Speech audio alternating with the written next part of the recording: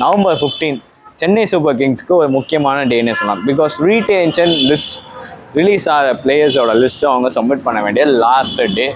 இப்போ வரைக்கும் இந்த பக்கம் ஜடேஜாவோட டாக்ஸ் போயிட்டு இருந்தாலும் நம்மளோட சைட்லேருந்து 2025 லிஸ்ட் எடுத்து பார்த்தோன்னா யாரெல்லாம் அவங்க ரிலீஸ் பண்ணுவாங்க, யாரெல்லாம் ரீடைன் பண்ணுவாங்க, நம்ம சைட்லேருந்து பார்க்கக்கூடியது பார்த்தீங்கன்னா 2025 சென்னை சூப்பர் கிங்ஸ்க்கு அது அவ்வளோ பெரிய ஒரு குட் இயராக அமையலை.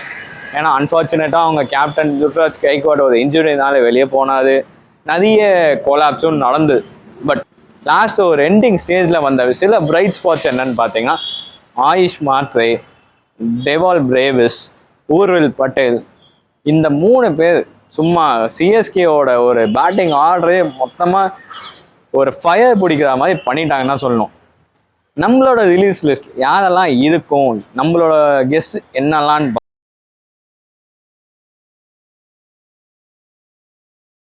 3.4 crores வருத்தான்னு கேட்டால் அந்த மாதிரி அவர் இந்த சீசனை அப்ரோச் பண்ணலன்னு தான் சொல்லலாம். நெக்ஸ்ட்டு நம்ம வீட்டு பிள்ளை விஜய் சங்கர், அவர் ரொம்ப எடுக்காமல் ஒரு 1.2 crores 1.5 crores எடுத்தாலும் டொமஸ்டிக்கில் நல்லா பெர்ஃபார்ம் பண்ணுறது தான்.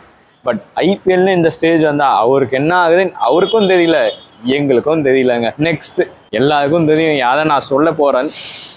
தீபக் ஊடா அவரை ஒரு ஃபினிஷர் ரோலுக்காக எடுத்தாங்க. பட் அவர் என்னமோ நம்மளை ஃபினிஷ் பண்ணிட்டு போனான்னு தான் சொல்ல முடியும், மேட்சை ஃபினிஷ் பண்ணல. நெக்ஸ்ட் பார்த்தீங்கன்னா ஜேமி ஓவர்டன், அவரோட பேட்டிங் ஸ்கில்ஸ் நல்லா தான் இருக்குது இங்கிலீஷ் கண்டிஷன்ஸ்க்கு.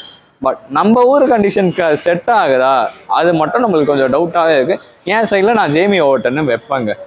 நெக்ஸ்ட்டு பார்த்தீங்கன்னா கொஞ்சம் ப்ரூட்டலான கால் தான் டெவான் கான்வே. லாஸ்ட் இயர் அந்த ஒரு 5 பவர் கிடைக்கலன்னு சொல்லலாம். நெக்ஸ்ட்டு பார்த்தீங்கன்னா ரவிச்சந்திரன் அஸ்வின், அது ஆல்ரெடி அவர் ரிட்டைர்மெண்ட் அனௌன்ஸ் பண்ணிட்டார். ஸோ அவர்கிட்ட ஒரு 9.8 crores வரும். இவங்க எல்லாத்தையும் சேர்த்து போட்டு பார்த்தா நம்மக்கிட்ட ஒரு 23-24 crores பர்ஸில் நிற்கும்.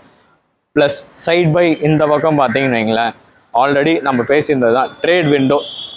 சஞ்சு சாம்சனை நம்ம சிஎஸ்கேக்கு எடுக்கிற மாதிரி ஜடேஜாவையும் சாம் கரனையும் நம்ம ராஜஸ்தான் கொடுக்குற மாதிரி பேசிகிட்டு இருக்கோம். ஸோ அங்கே அவ்வளோவா அஃபெக்ட் ஆகாது.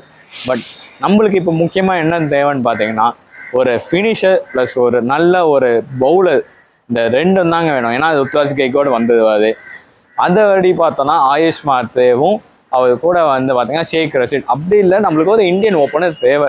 ஸோ ஆப்வியஸாக நம்மளுக்கு ஒரு இந்தியன் ஓப்பனர், ஒரு ஃபினிஷர், ப்ளஸ் நம்மளுக்கு ஒரு ஃபியூச்சர் கேப்டனும் வேணும். பிகாஸ் தோனிக்கு இது லாஸ்ட் சீசன் பேசிக்கிட்டு இருக்காங்க, அது எவ்வளோ % கன்ஃபார்ம்னு தெரியல.